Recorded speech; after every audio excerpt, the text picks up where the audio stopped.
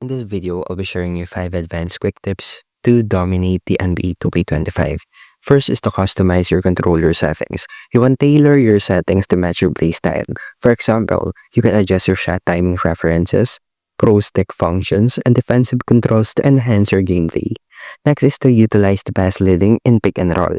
Mastering pass leading allows you to guide teammates into optimum positions, making your offense more dynamic and unpredictable. Next is to engage in practice drills. Consistent practice is the key to improvement. NBA 2K25 offers various drills focusing on shooting accuracy, ball handling, and defensive techniques. And for the fourth one is to select the right team in MyCareer. Your choice of team in MyCareer can influence your player's development and success. Teams like the Los Angeles Lakers and Dallas Mavericks are the top-tier choices for any position that you want. And lastly is to turn off the passive dribble hand switches.